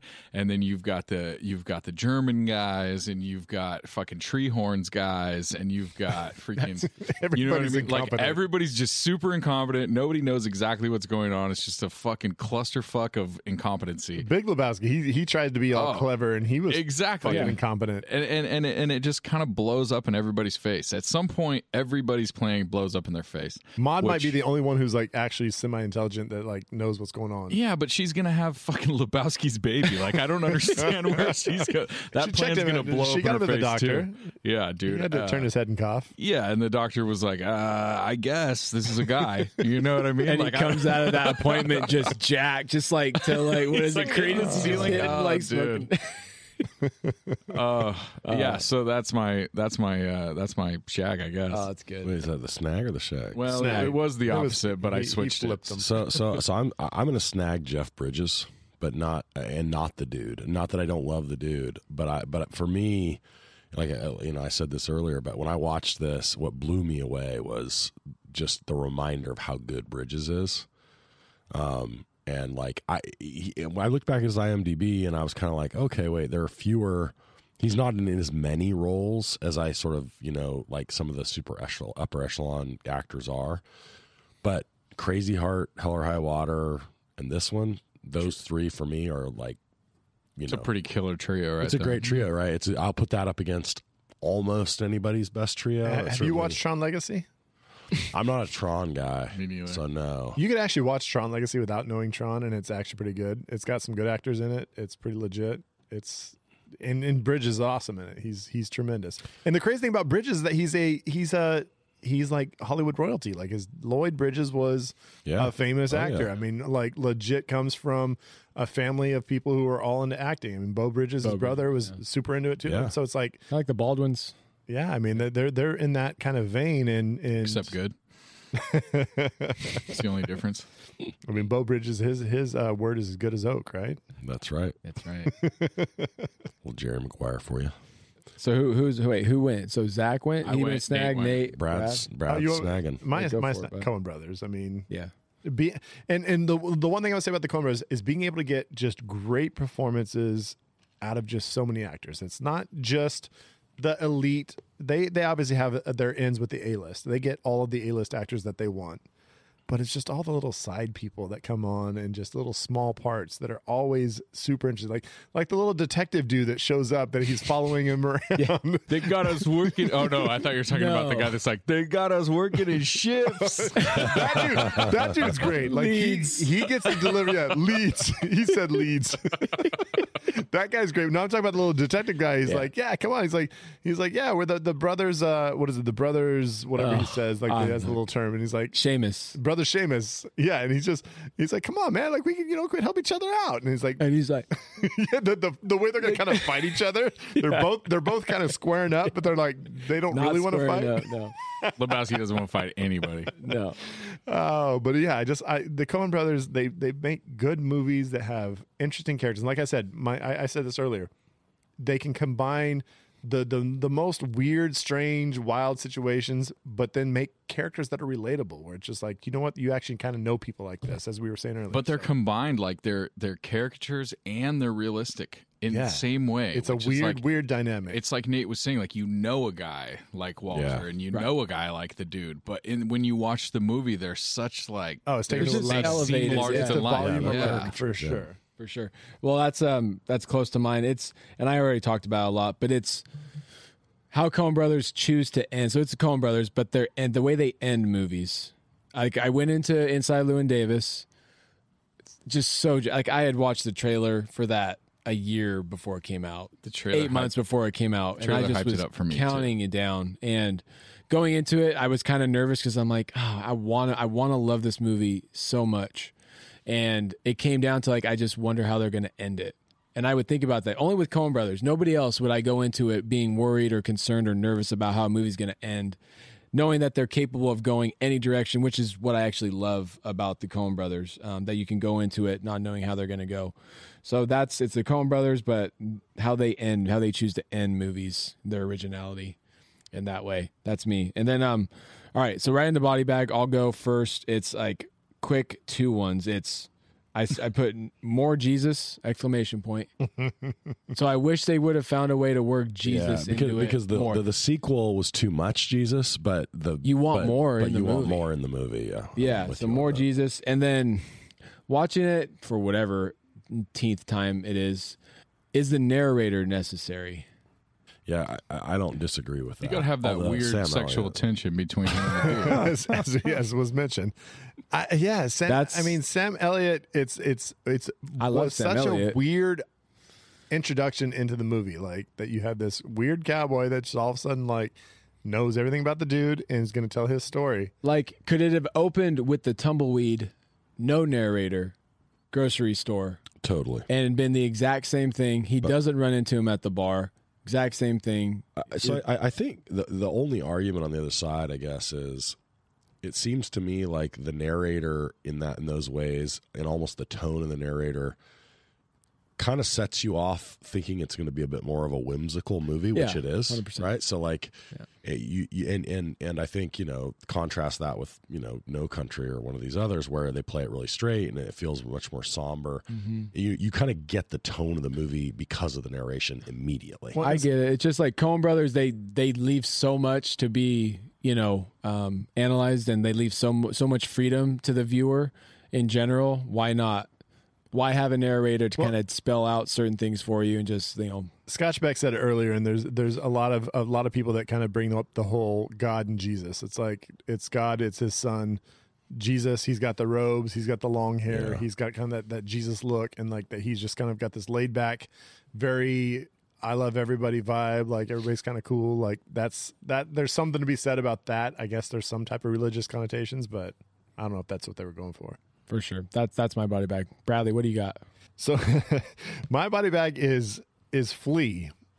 Yeah. Are you fucking and I'm going to say, and here's why. So Flea, and here's why. I like Flea he's been in a ton of my favorite movies, which is just crazy. He's been in Lebowski. He's been Back to the Future. He's been in Fear and Loathing Las Vegas. There's a stupid movie with Charlie Sheen called The Chase. I really like. He was a voice in Inside Out, a Pixar movie that I really love. Who is he in Inside Out? He's one of the cops that are in like the imaginary land. Oh, okay. So kind of like very Henchman. small little thing. Okay. So he's been in all sorts of shit. He's had a great Hollywood career, but the Chili Peppers are my fucking Eagles. You hate the Chili Peppers? I fucking hate the Chili Peppers, man. That's a crazy take. And I have reasons for it. I don't want to get into them. I don't even want to hear them. But Chili Peppers are my Eagles. And so Flea, I see him. And in this movie, he's actually not that great. He's fucking like, he's very overacting, whatever. Who isn't? I know. Oh, no, but there's good actors overacting, which is I'm happy with. Flea overacting is Flea. Like it's just like, come on, man. He's not Flea. A German nihilist. It just does not fit. So but that's my body bag, and it's just mainly because the Chili Peppers are my Eagles, and in the fashion of Big Lebowski, or excuse me, in the fashion of the dude, fucking Eagles, man. She cut off her toe. It's not fair. He does get taken out first, though. He gets jacked. Oh, dude, he's done. So he dies in that scene. Bowling ball in the balls. In the I was like in the sternum. That's right. It's like, so I'm going to throw out a kind of an unpopular, what I bet is an unpopular one, which is I really dislike the sort of like dream sequency stuff. I know that kind of some people really dig that, and I almost never like it. I don't like it in Anchorman, like where they do that whole thing. I don't like it. They're just like for some reason that really throws me off in a movie where I don't know how to situate it. I think I'm kind of like, I don't know. For some reason, it especially a movie where, well, I don't like it. Can I add a production note that you might appreciate? Oh, yes, please. So you know when he goes under the girls in the bowling over. lane, and then he flips over, and he's got that like silly look on his face. Yeah. So in the production, the girls played a prank where they kept adding more fuzz to their crotches. And thought you were gonna they say had they bigger peed. bushes as he went under them. They all had bigger Like bushes. hanging out of their panties. Yes, like each time he got, there was like a bigger bush every time he went under. That's amazing. One of the girls should have. I'm all in on those Which I guys. think is just hilarious. That's great. I love that. Nick just said one of the girls should have just peed on. That's amazing, though. Man, Who we got? that'd be not log jammers. That'd be Zachy's got a lane body bag. jammers. So. Dude.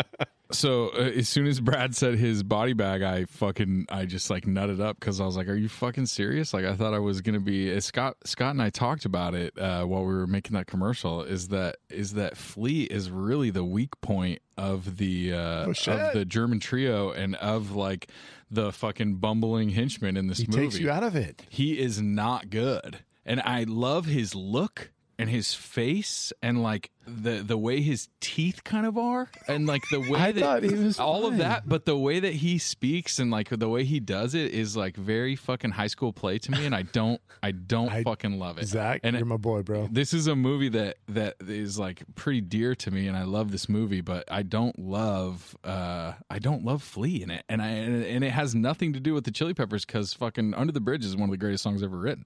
I mean, fuck, dude. He's great in Back to the Future. He's great as Needles in Back to the Future. He's awesome. Dude, he's Fear and Loathing has a small part. He's good. spectacular in fucking Back to the Future too. Yeah. Oh, Yeah. All right. Are you in, McFly? dude. I'm with you, bro. I'm with you. We're on the same page on that. I was astounded that you picked that. All right. Those are good ones. All right. That's it. Shack Snack Body Bag. Are we streaming? Let's go streaming. So I've got Crazy Heart. And one of the other Jeff Bridges trio that I mentioned, it's on Prime and Hulu, so you have no excuse. For free. Oh, damn.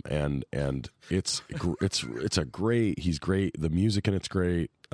He's great in it. It's a character that's like a serious version of the dude almost, or something. Gwyneth Paltrow? No, Maggie. Maggie. Maggie Gyllenhaal. Oh, Gyllenhaal. Now I know why you picked it. Yeah, and I do like Maggie, but it's just like it's real. It's a bit heavy at parts, Yeah, it's heavy. but it's also really good. And Robert and, Duvall.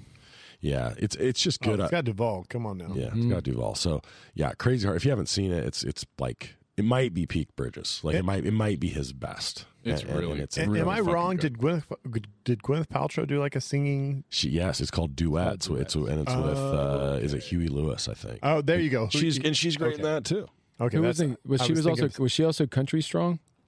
Yes, That was Gwyneth Paltrow. I believe that's too, right. Yeah, Right? yeah. Let's go with Wait, yes. who's the girl in country strong? I think it is. I think I it's have Gwyneth. the internet right here. Let me see. Where's Ziggy when we need him? Ziggy.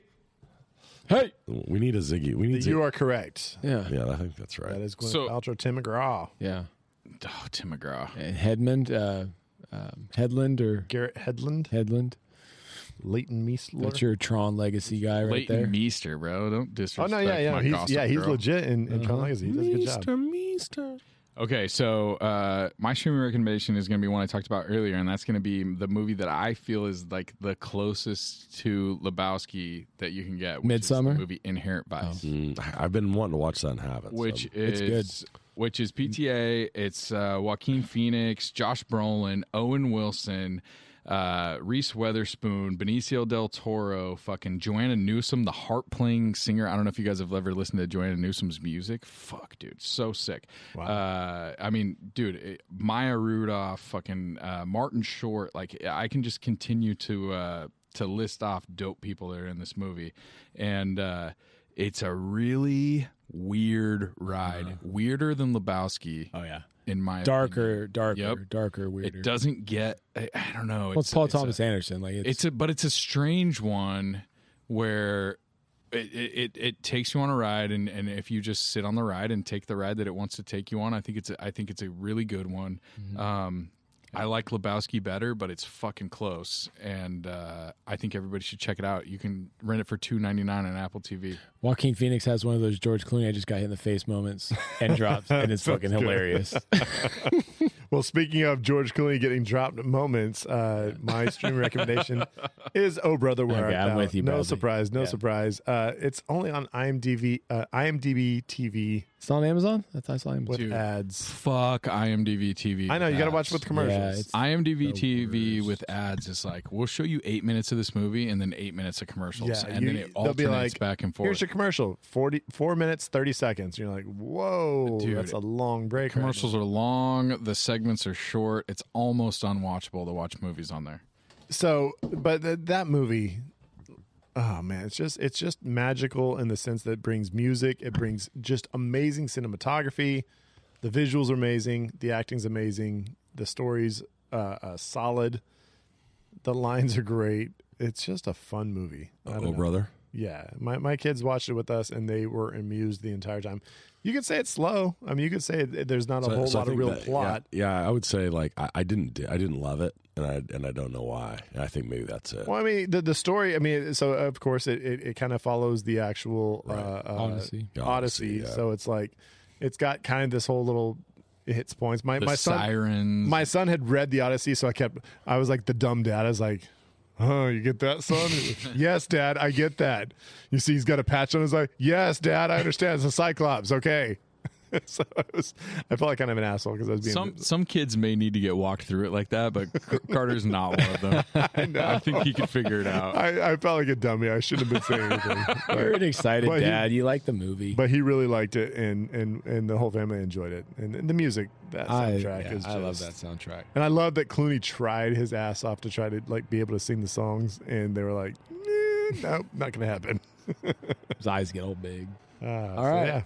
That's what we got. I'm with you. Same thing, Brad. So You did the same one, Nikki? yeah, Okay. same one. Oh, Man, I'm sorry, I'm brother. surprised you guys like that movie that much. I didn't I realize love that Oh you guys Brother. were big Oh Brother fans. Yeah, I'm big. That's an interesting There's take. just so many interesting little characters. Like they got It's a fun rewatch for me. It's not heavy at all, and I really love the music. John Turturro's brother when they go to like the farm and like they're like eating the horse meat. And he's like, I thought this horse was starting to turn. Like that dude's just so legit looking. He looks like he's straight up in the depression. Like how did they find that fucking guy to be that actor? Like I'm just love Say we so was much of it. kin. Wash, we was kin. All right, so we're on to reshelf alternate endings. Has anybody got one? I legit tried to think about it. I was like, I got I something. don't know what to do. I mean, I'm excited for Until Dawn. I couldn't even really figure out a good Till Dawn, except that maybe the nihilists were vampires. Oh, and that whole fight, and all of a sudden they keep Yeah. coming back. Yeah, so that was my best Till Dawn, Lebowski Till Dawn. I've got an easy one, and that is that Bunny was really kidnapped, right? So Yeah. you go with Bunny really getting kidnapped. She really gets her toe cut off. The dude really fucks up the exchange, and they really kill her, or something Right. along those lines. Makes You know Or what I the mean? dude saves her. And the Coen brothers somehow. could do that. Oh, that would not be. 100%. That would not be. Yeah, the Coen brothers could do a movie like That's that. Fargo. When right? you It's first Fargo. exactly when you first watch Lebowski, though, like there's no thought in your head that that's not her toe, right? Until you find out that it's not her toe. You know what I mean? So Right. they could literally go that way with it. The money's there's really money in the briefcase. I mean, I always like fantasize about not always, but I was fantasizing about like the way that Walter like gets the kid to confess to something when he's at his house. Like he really does crack fucking Larry. You know what I mean? Yeah. And the kid's like, "Oh, the money's here," and that is the kid's car that the kid has bought the car. It's in out his front. dad's You like know what I iron mean? lung. Yeah, dude. Oh, dude, I wanted to pick the dad as one of my favorite cars and one of my favorite characters for the draft. You know what I mean? But like, I mean, when the dude wakes up in the back of the cop car and he's singing the theme song for Branded, and he's like, "Branded," and then gets fucking punched out. Oh, it's so good. I always kind of wonder with Coen brothers. Like, so speaking of the toes, it's like they do the whole thing where they jump down and they go down to Tara Reid's foot, and you see that she has all her toes, and then later they scroll down to the girl in the diner, and you see that she has a bloody toe, and that kind of almost reminded me of From Dusk Till Dawn in '96. Speaking of Till Dawn, It's a very Tarantino-esque thing to do. in Till Dawn, they go from you see that there's the woman in the trunk, like they're driving. Like you don't think they're like really bad guys, and all of a sudden you go to the trunk and you see that there's this woman like hostage in the back of the trunk, and you're That's like, oh good. fuck, this is like legit. So I kind of like that whole little thing where it's like you kind of use the camera to like scroll, and all of a sudden it's like, oh, you can see some shit that you might not have noticed, and I like that. I like that kind of moving in movies. So I'm with Zach as far as that was one of the things I had was that she actually gets, kidnapped. So I was thinking like, hey, what's a twist of a character that no one's expecting that's in the movie that somehow gets wind of dude's connection to Bunny Lebowski's, Mr. Lebowski's, because he meets Mr. Lebowski early on with the carpet and everything like that. So somehow he got wind, and who's closest to dude but the landlord? And so the creepy landlord He's so great. is actually He's not the creepy one at all. He's that- fucking awesome. He is awesome. But in this movie, in this version, he's a creepy kind of like stalkery type landlord, and he's the one who kidnaps Bunny. And we know that early. So we know and we see that, and we see his interactions with Bunny, and he's dark and kind of twisted. And he's the one that trashes the dude's apartment. And the movie ends by dude going to his play. And what does the guy play out? But he plays out everything he's done. Like everything from kidnapping the girl to like all these that different is moments He, like, like rolls in up the the movie. rug and- And the dude's I love watching it. and been like, and it's like he's telling him trips exactly out. like what happens, and then it cuts to credits. I love that. I love that. That's legit. I legit. And he's that's wearing the nothing. same outfit with like the weird ass, like the crown and whatever he's in, like That's so good. the robe and Well, everything. yeah, because that dude's in the movie, except all he does is just give them a reason to like show up at a theater together, talk about the in and out and all that stuff. I love it if you came and What gave it me does notes. is it establishes the dude as a good dude. Yeah. Yeah, You know what I mean? that people It's like- appreciate him. Even though he owes that dude rent, the guy's Yeah. like, "Hey, can you come give me some Yeah. notes?" yeah. And it just shows to how the dude who literally minutes before writes a check for 69 cents, like how he gets away with living in a house and like having all of these things without having a job. And The one thing we didn't talk about is that the Coen Brothers actually had like a scene where they were going to like talk about that fact that he was the inheritance from the Rubik's Cube family. Yeah. Like the family that created the Rubik's Cube. That's why he has money, and that's why he's got an apartment in L.A. and he doesn't have to do anything. obviously not that much money. In regards to that check, and I didn't rewatch it to like check it out, but they said that he's so broke they didn't know if it was a mistake or if they're trying to say that he's so broke that he even post dates the check because it's supposed to be 69 90. cents. It's supposed to be 90 when George Bush is saying that or something, and then he post dates it to 91. The check, That the is- 69 cent. That is one of my favorite things throughout the movie is his constant like reiterating of stuff that he hears around Yes. him. You know, that he would use the George Bush quote. Yeah, it was amazing. this aggression will not stand, man. Everybody like borrows quotes from each other. The constant like throughout the Yeah, movie. it's It's great. funny. All right, well, that's good shit. That's Tuesday pod. That's Big Lebowski. But we got the Thursday. We got the big day. What everyone's waiting for. What are we doing? We're doing the draft, and we're doing best Coen Brothers character. Best. Zach, Best. Okay. are you feeling like defensive right now? You feel like you're going to defend Defend your it. Are you Title. triggered? I don't. Hard triggered, yeah. Can you defend I'm yourself? definitely hard. I don't know if I'm triggered, but you know what? I'm really hoping to win again because nothing would make me feel better than to be ahead of Nate in the standings. I can't even really see you guys up there on your fucking pretentious hill where you guys are just like, oh, look at me with all my wins. Fucking pussies. Nick and I just fist bumped. On to the draft Thursday. Hey, thank you guys for listening. Remember, just stay up on the socials. Thank you guys for all the support. Thank you. The names. What are our regular listeners that we know and that we converse with on the socials? Kirk, Yeah. Patty, Monica. We get Roxy occasionally. Didn't Pete Sorensen, wasn't he back in the day? I haven't heard from him in a while. We haven't heard from Pete in a while, but he was a good Hope dude. he's still listening.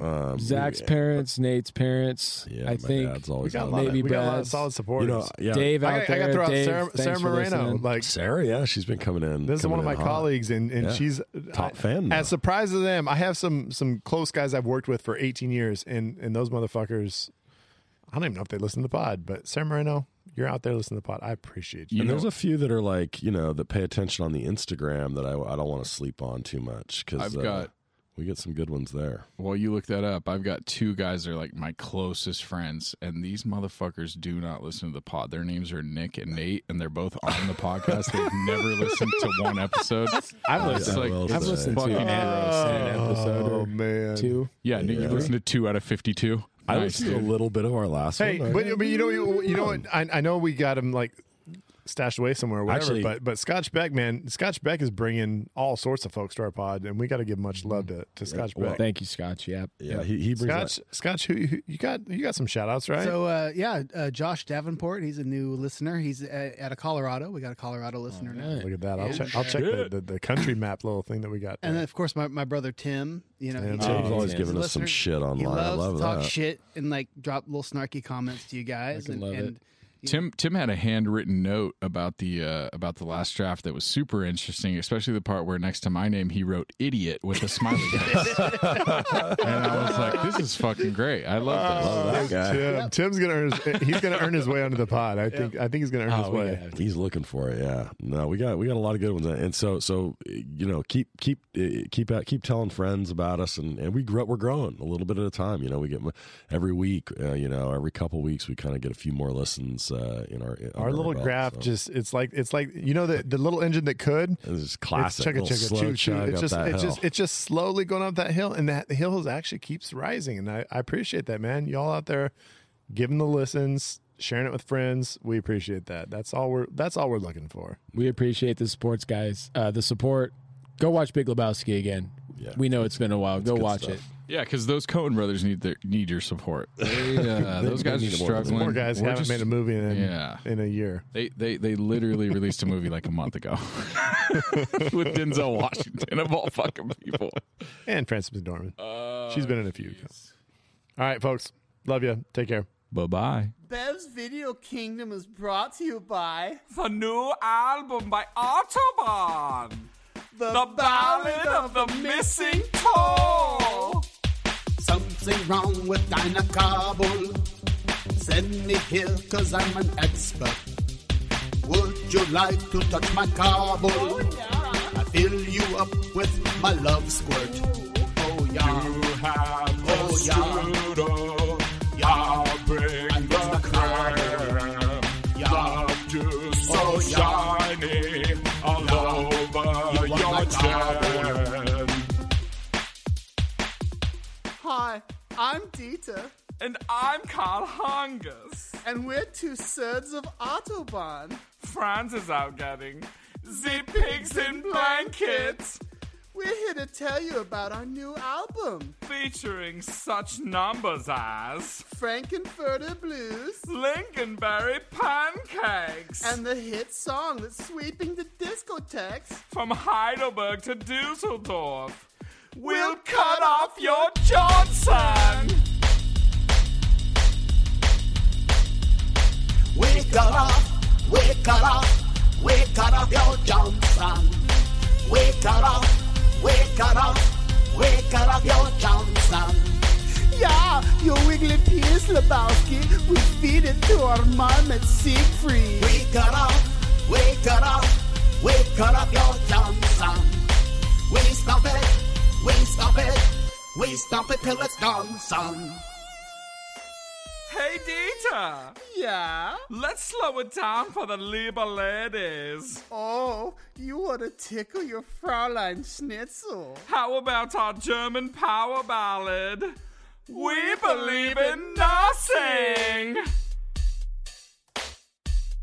Fräulein, when you're taking all of Karl Hungus's schwanz, you got to ask yourself, what do you believe in?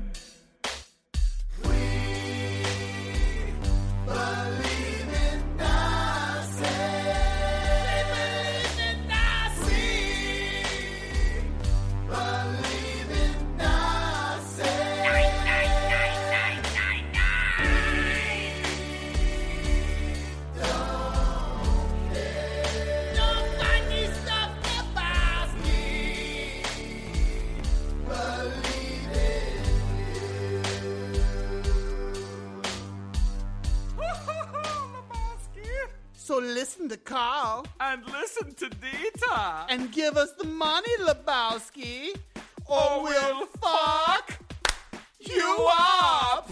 Oh, like Hans and Franz. Oh, hvem spiller King da? Oh, I love Oh.